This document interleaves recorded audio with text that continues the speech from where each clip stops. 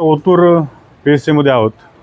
अतिशय मोठी दुर्घटना खरं तर जुन्नर तालुक्यामध्ये घडलेली आहे. जुन्नर तालुक्याच्या पश्चिम आदिवासी भागात असणारं तळेरान हे गाव, तिथली एक वसईवाडी आणि तिथलं एक साबळे कुटुंब. खरं तर ही जी दोन्ही भावंडं आहेत ती जुळी भावंडं होती.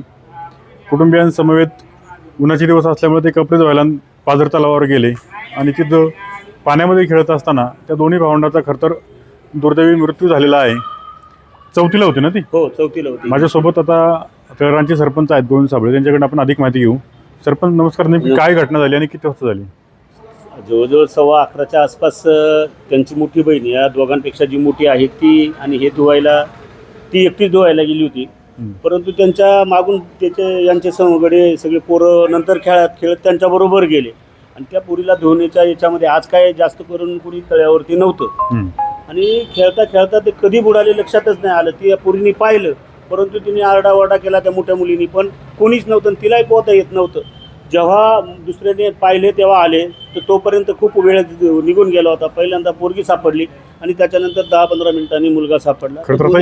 यांची नावं जी आहेत श्रावणी आणि गणेश, श्रावणी रामदास साबळे आणि गणेश रामदास साबळे. कितीला होते ही दोन्ही भावंड? ही दोन्ही भावंड न्यू इंग्लिश स्कूल घोडेगाव या शाळेमध्ये आता 4थीला या वर्षी होती. 3री पास झाली आणि 4थीमध्ये गेलते आणि दोन्ही अतिशय हुशार होते.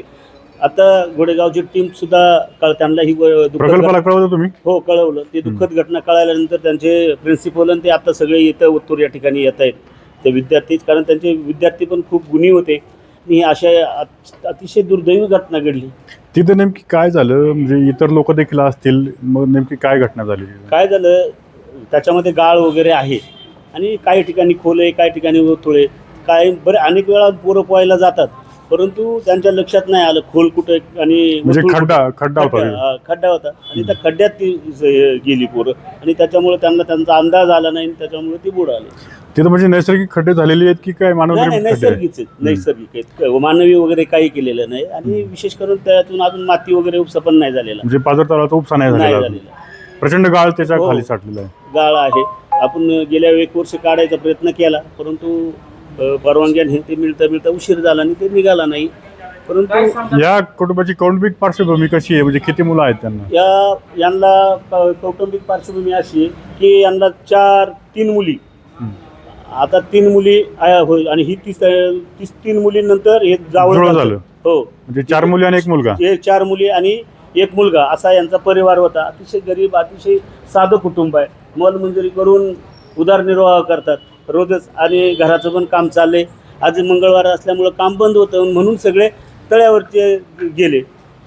जर काम चालू असतं तर हे गेले नसते, परंतु मंगळवारी मोडा असतो त्याच्यामुळे हे सगळे उन्हाच्या याच्यामुळे गेले धुवायला आणि हे अशी दुर्दैवी घटना घडली. अतिशय भयानक, अख्या गावावरती शोकाकळ पसरलेलं आहे. आपण पाहतोय उन्हाळ्याचे दिवस आहेत आणि मुलांना देखील पोहण्याचा हट्ट किंवा जो काय मोह आहे तो आवरत नाही आणि त्यातून खरं तर या अशा दुर्घटना होतात. अगदी काही दिवसापूर्वीच बल्लाळवाडी येथे देखील शेततळ्यामध्ये 2 युवकांचा, म्हणजे 2 लहान मुलांचा बुडून मृत्यू झाला होता आणि त्याच्या अगोदर जर पाहिलं तर जुन्नर शहरामध्ये देखील अशीच 2 भावंड, बहीण भाऊ यांचा देखील असाच दुर्दैवी मृत्यू झाला होता. आणि इथं जर आपण पाहिलं तर ह्या कुटुंबाला एकूण 4 मुली, म्हणजे पहिल्या 3 मुली, त्यानंतर हे जुळं झालं. म्हणजे शेवटचा त्यांचा एकुलता एक मुलगा होता, तो देखील खरं तर त्या कुटुंबापासून हिरावून गेलेला आहे. अतिशय दुःखद घटना आहे. पालकांनी देखील या सगळ्यामध्ये आता सावधानता बाळगली पाहिजे. आपल्या मुलांना होता होईल तेवढी ती आपल्या नजरेखाली ठेवा, कुठेही एकटं खेळायला पाठवू नका, हीच आमच्यातर्फे देखील तुम्हाला देखील विनंती आहे.